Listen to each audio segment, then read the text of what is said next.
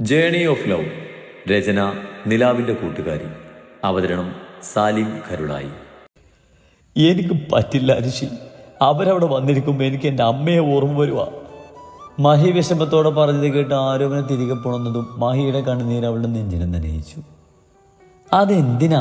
മഹേട്ടൻ്റെ അമ്മയെപ്പോലെ മഹേട്ടൻ്റെ സ്വന്തം മകനായി സ്നേഹിക്കുന്ന ഒരു അമ്മയെ മഹേട്ടന് കിട്ടിയില്ലേ? ഇന്ദുമ്മക്ക് അത്രയ്ക്ക് ഇഷ്ടമാണ് മഹേട്ടന്. പക്ഷേ മഹേട്ടനല്ലേ ആ സ്നേഹം മനസ്സിലാക്കാത്തത്? മഹിയുടെ മുടിയിലൂടെ വിരലോടിച്ചുകൊണ്ട് ആര് പറഞ്ഞു?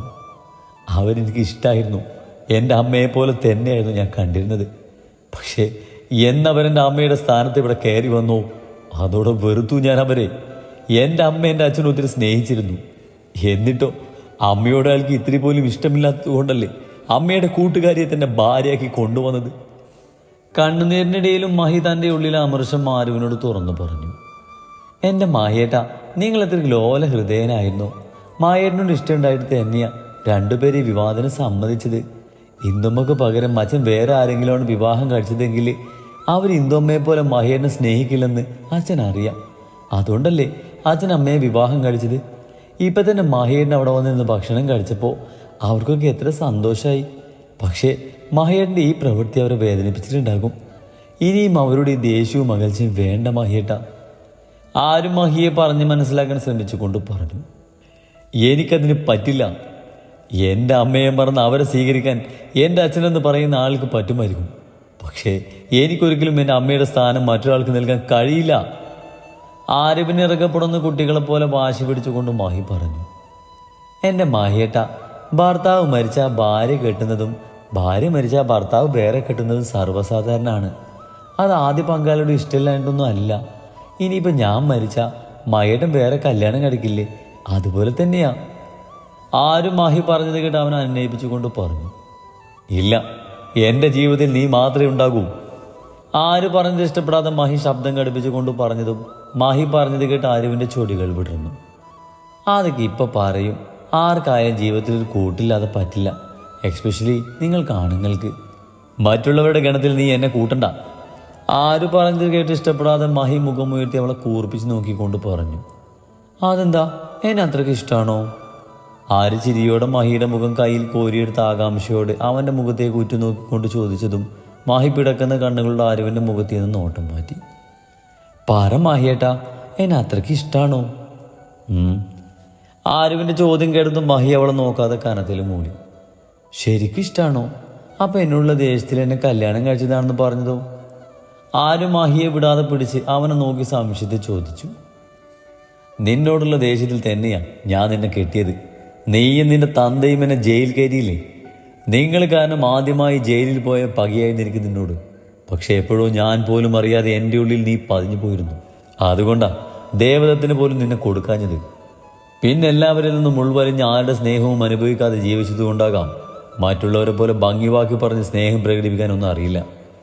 ഞാൻ ഇങ്ങനെയാ, കണ്ണിൽ ചോരയില്ലാത്തവനും തെമ്മാടിയും. നിൻ്റെയൊക്കെ ഭാഷയിൽ പറഞ്ഞ ചെകുത്താനൊക്കെയാ. എൻ്റേതായതൊന്നും ഞാൻ മറ്റൊരാൾക്ക് നൽകില്ല. അത് മനുഷ്യനായാലും ശരി, മറ്റെന്തായാലും. മഹി ആരുവിനെ തന്നോട് കൂടുതൽ അടക്കി പിടിച്ചുകൊണ്ട് പറഞ്ഞതും ആരും പ്രതീക്ഷിക്കാതെയാണെങ്കിലും മഹിയിൽ നിന്നും അത്രയെങ്കിലും കേൾക്കാൻ പറ്റിയ സന്തോഷത്തിൽ അവൻ്റെ മുഖം കയ്യിൽ കോരിയെടുത്ത സ്നേഹത്തിൽ അവന് നെറ്റിയിൽ ചുണ്ട് ചേർത്തു. അപ്പം ഇഷ്ടമുണ്ട്, പ്രകടിപ്പിച്ചില്ലേ വേണ്ടില്ല. ഇതെങ്കിലും കേട്ടല്ലേ നിങ്ങളുടെ വായിന്ന്. ആരും സന്തോഷത്തോടെ മഹിയുടെ ഇരു കവിളിലും മാറി മാറി ചുംബിച്ചുകൊണ്ട് പറഞ്ഞു. മഹിയേട്ടാ, അച്ഛനോടും അമ്മയോടും മഹിയേട്ടൻ മിണ്ടിയില്ലെങ്കിലും വേണ്ടില്ല. അവരെ കാണുമ്പോൾ ഇങ്ങനെ വെറുപ്പ് കാണിച്ച് മാറി നടക്കുകയെ അവരെ വേദനിപ്പിക്കുന്ന തരത്തിലൊന്നും പറയുകയും ചെയ്യരുത്. മനസ്സിലായോ ഞാൻ പറഞ്ഞത്? ആരും മഹിയുടെ മുഖത്തേക്ക് ഉറ്റുനോക്കിക്കൊണ്ട് ചോദിച്ചതും മഹി അതേന്ന രീതിയിൽ മൂളി. Good boy. നിങ്ങൾക്ക് ഞാനില്ലേ ചെകുത്താനെ. അതുകൊണ്ട് ഇനി കഴിഞ്ഞതൊന്നും നോത്ത് സങ്കടപ്പെടുകയെ ആരോടും ദേഷ്യം കാണിക്കൊന്നും വേണ്ട. പിന്നെ ഇന്ന് ഭക്ഷണത്തിൻ്റെ മുമ്പിൽ നിന്ന് എണീറ്റ് വന്നത് ഞാൻ ക്ഷമിച്ചു. ഇനി അങ്ങനെ ഉണ്ടാകരുതേ. എന്നെ കൊണ്ട് പറ്റില്ല. ആര് പറഞ്ഞു കഴിഞ്ഞതും മഹി ഉടനടി വിഷമത്തിൽ പറഞ്ഞു. പറ്റും, പറ്റണം. ഞാൻ പറഞ്ഞതൊക്കെ മറന്നോ? ഇനി മുതൽ മഹിയേട്ടൻ ഇങ്ങനെ അലമ്പ് കാണിച്ച് നടക്കലൊക്കെ നിർത്തി ഞാൻ പറഞ്ഞതുപോലെ അനുസരിച്ച് നോക്ക്. അപ്പം എല്ലാവരോടുള്ള ദേഷ്യവും വാശിയൊക്കെ പതിയെ മാറിക്കോളും. നാളെ മുതൽ ഞങ്ങൾ കഴിക്കാനിരിക്കുമ്പോൾ മഹിയേട്ടനും കൂടെ ഉണ്ടായിരിക്കണം. മനസ്സിലായോ? ആരുവിൻ്റെ ചോദ്യം കേട്ടത് മഹി ശരിയെന്ന രീതിയിൽ തലയാട്ടി. എന്നാ ഇവിടെ ഇരിക്ക്, ഞാനിപ്പോൾ വരാം. മാഹിയെ തന്നെ നടത്തി മാറ്റി അതും പറഞ്ഞ് ആര് വേഗം താഴേക്ക് പോയി. ഞാനിരുന്നത് ഇഷ്ടപ്പെടാത്തത് കൊണ്ടാകൂലേ മാഹിക്കുട്ടൻ കഴിക്കാതെ എണീറ്റ് പോയത്? ആരുവിനെ കണ്ടതും ഇന്ദു വിഷമത്തിൽ ചോദിച്ചു. ഏയ് അതൊന്നും അല്ല, കുറെ കാലമായില്ല മഹേട്ടൻ ഇവിടെ വന്നിരുന്ന് നിങ്ങളൊപ്പം കഴിച്ചിട്ട്. അതുമല്ല, ഇവിടെ വന്നിരുന്നപ്പോൾ മഹേട്ടൻ യാമിനിയമ്മയെ കുറിച്ച് ഓർത്തുപോയി. ആ സങ്കടത്തിൽ എണീറ്റ് പോയതാ. ആര് പറഞ്ഞത് കേട്ടിട്ടും ഇന്ദുവിൻ്റെ മുഖം തെളിഞ്ഞില്ല. അമ്മ ഇനി ആവശ്യമില്ലാത്തൊന്നും ചിന്തിച്ച് വെറുതെ മനസ്സ് വിഷമിപ്പിക്കണ്ട. നാളെ മുതൽ നമ്മുടെ കൂടെ ഭക്ഷണം കഴിക്കാൻ അമ്മയുടെ മാഹിക്കുട്ടനുണ്ടാകും. ഇരുവരും കഴിച്ചു വെച്ച് പോയ പാത്രത്തിലെ ഭക്ഷണം ഒറ്റ പ്ലേറ്റിലേക്കാക്കി ആര് ഇന്ദുവിനോടായി ചിരിയോട് അതും പറഞ്ഞ് മുകളിലേക്ക് പോയി. ആര് റൂമിലെത്തുമ്പോൾ മാഹിയെ അതേപടി തന്നെ വ്യതിചലിക്കുക പോലും ചെയ്യാതിരിക്കുന്നത് കണ്ട് ആര് ചിരിയോടെ മഹിക്കരികിൽ വന്നിരുന്നു. ദാ ആര് ഭക്ഷണം കുറിച്ച് ഉരുളയാക്കി ആദ്യ മഹിക്ക് നേരം നീട്ടിയതും മഹി വേഗം തന്നെ തുറന്നു കൊടുത്തു. മഹിക്ക് കൊടുക്കുന്നതിനോടൊപ്പം തന്നെ ആരും കഴിച്ചിരുന്നു. ഭക്ഷണം കഴിച്ചു കഴിഞ്ഞതും മഹി കഴുകാൻ പോയതും ആരും ഒഴിഞ്ഞ പ്ലേറ്റും എടുത്ത് താഴേക്ക് പോയി കഴുകി വെച്ച് റൂമിലേക്ക് വരുമ്പോഴും മാഹി കിടന്നിരുന്നില്ല.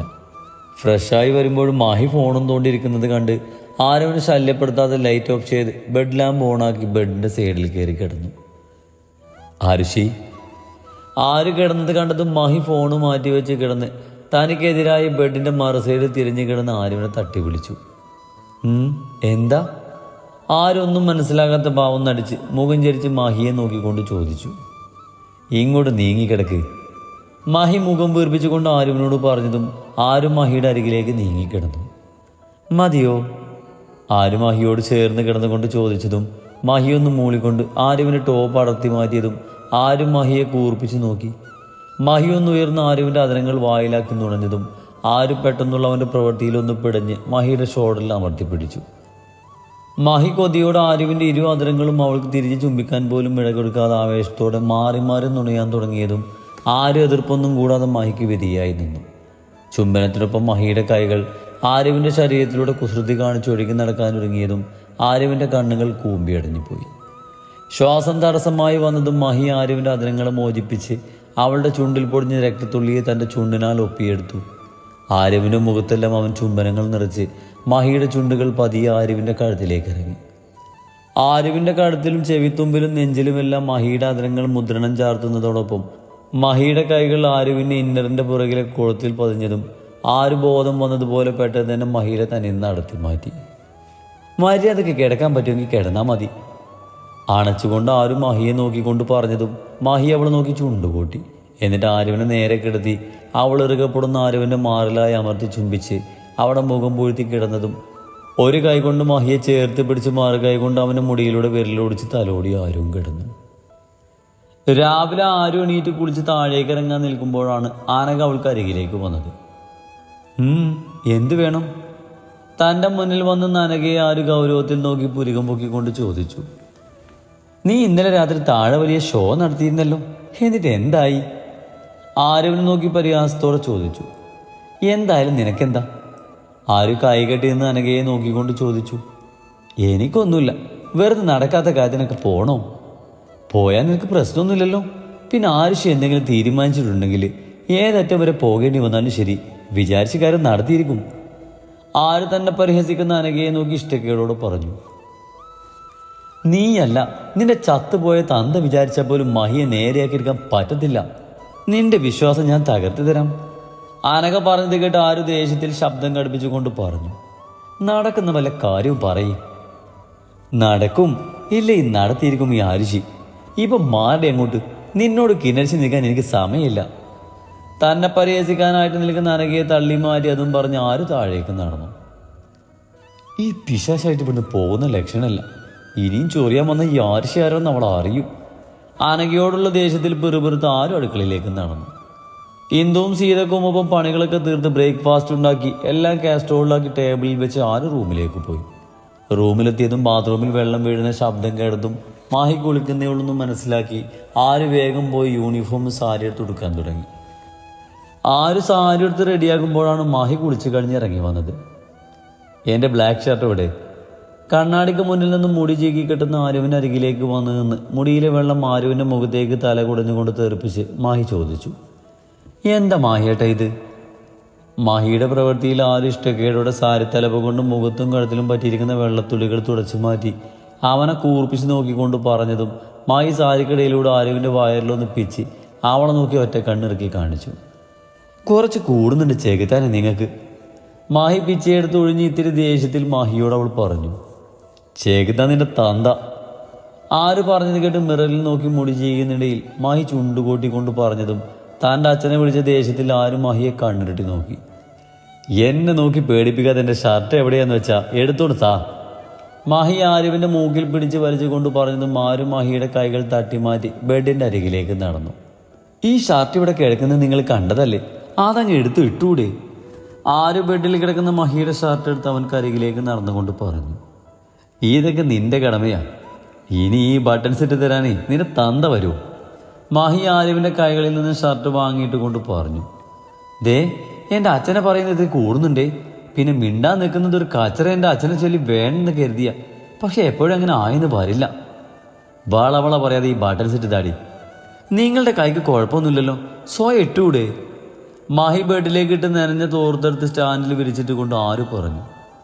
ഇതൊക്കെ നിന്റെ ജോലിയാ, ഭർത്താവിൻ്റെ കാര്യങ്ങൾ കണ്ടറിഞ്ഞ് ചെയ്തു കൊടുക്കുന്നവളാ യഥാർത്ഥ ഭാര്യ. അതുകൊണ്ട് നീ എൻ്റെ കാര്യങ്ങളൊക്കെ നോക്കിയിട്ട് സമയമുണ്ടെങ്കിൽ മാത്രം മതി ബാക്കി ജോലി ചെയ്യലൊക്കെ. മായി ഷർട്ടിൻ്റെ ബട്ടൺ ഇടാതെ ആരുവിൻ്റെ അടുത്തേക്ക് വന്ന് അവളെ പിടിച്ചു വലിച്ച് തന്നെ നേരെ നിർത്തിക്കൊണ്ട് പറഞ്ഞതും ആരും ആർത്തൊന്നും പറയാതെ ഷർട്ടിൻ്റെ ബട്ടണെല്ലാം ഇട്ടുകൊടുത്തു. ഇനി എന്തെങ്കിലും ഉണ്ടോ എൻ്റെ കുഞ്ഞുബാബക്ക്? ഷർട്ടിൻ്റെ ബട്ടണെല്ലാം ഇട്ടുകൊടുത്ത് കഴിഞ്ഞതും ആരും മഹിയെ നോക്കി കളിയാക്കി അവൻ്റെ കാവലിൽ പിടിച്ച് ആട്ടിക്കൊണ്ട് ചോദിച്ചു. ഉണ്ടാകും എൻ്റെ തള്ളച്ചിയോട് പറയാട്ടോ. മഹിയും ആര് പറഞ്ഞ അതേ ടോണിൽ അവളെ തിരിച്ച് പറഞ്ഞ് ടേബിളിൽ കിടക്കുന്ന ഫോണും വാലറ്റും എടുത്ത് പോക്കറ്റിലേക്ക് വെച്ചു. ഇറങ്ങാം. ആര് ബാഗ് എടുത്ത് വന്നതും മഹി ഒന്നുകൂടെ തൻ്റെ മീശയും താടിയും ചെയ്യുക റെഡിയാക്കിക്കൊണ്ട് ആരുവിനോട് ചോദിച്ചു. പിന്നെ ഇവിടുന്ന് കഴിച്ചിട്ട് ഇറങ്ങാവേ? ആര് ബാഗ് എടുത്ത് മഹിക്കരികിലേക്ക് വന്നുകൊണ്ട് പറഞ്ഞു. വന്നിരുന്നിട്ട് ഇന്നലത്തെ പോലെ പകുതി കെടിയിട്ട് പോവരുത്, ഇപ്പം ഇത് എൻ്റെ അഭിമാനത്തിൻ്റെ കൂടി പ്രശ്നമാണ്. മഹിയുടെ ശബ്ദത്തിൽ നിന്ന് താല്പര്യമില്ലായ്മ മനസ്സിലാക്കി ആരും അനഘയോട് പറഞ്ഞതൊക്കെ ഓർത്ത് മഹിയോട് പറഞ്ഞു. വിഷമിക്കണ്ട, ഒന്നും ഓർക്കുകയും വേണ്ട, എൻ്റെ മഹിയേട്ടന് ഞാനില്ലേ. ആരും മഹിയുടെ കയ്യിൽ മുറുകെ പിടിച്ച് അതും പറഞ്ഞ് അവനെയും കൂട്ടി താഴേക്ക് നടന്നു. മടിക്കണ്ട, വാ മഹിയേട്ടാ. എല്ലാവരും ബ്രേക്ക്ഫാസ്റ്റ് കഴിക്കാൻ ഇരുന്നത് കണ്ട് മഹിയൊന്ന് മടിച്ചു നിന്നതും ആരും മഹിയെ നോക്കി കണ്ണ് ചിമ്പി കാണിച്ച് അവനെയും കൊണ്ട് അവർക്ക് അരികിലേക്ക് നടന്ന് സൂര്യൻ്റെ അടുത്ത് ഒഴിവുള്ള ചെയറിൽ മഹിയെ പിടിച്ചിരുത്തി പ്ലേറ്റ് എടുത്ത് അതിലേക്ക് 6-7 ദോശയും കറിയും ഒഴിച്ച് മഹിയുടെ മുന്നിലേക്ക് വെച്ച് കൊടുത്തതും എന്തു ദയനീയതയോട് ആരുവിനെ നോക്കി. ആരും ഒന്നുമില്ലെന്ന രീതിയിൽ അവരെ നോക്കി കണ്ണ് ചിമ്മി കാണിച്ച് അവൾക്ക് വേണ്ട ഭക്ഷണം പ്ലേറ്റിലേക്ക് വിളമ്പി മഹിക്കരികിലായിരുന്നു. കാലങ്ങൾക്ക് ശേഷം മഹി തൻ്റെ അരികിൽ വന്നിരുന്നതും സന്തോഷം കൊണ്ടും സങ്കടം കൊണ്ടും സൂര്യയുടെ കണ്ണുകൾ നിറഞ്ഞു. ആരും കാണാതിരിക്കാനായി അദ്ദേഹം പ്ലേറ്റിലേക്ക് നോക്കി തലയും താഴ്ത്തിയിരുന്നു. ഒന്നും കഴിക്കാതിരിക്കുന്ന മഹിയെ കണ്ടതും അവൻ്റെ ഉള്ളിലെ ചിന്ത എന്താണെന്ന് അറിയാവുന്നതുകൊണ്ട് ആര് തൻ്റെ ഇടത് കൈ കൊണ്ട് മഹിയുടെ ഇടത് കൈയിൽ പിടിച്ച് അവനെ നോക്കി കണ്ണ് ചിമ്മി കാണിച്ചു.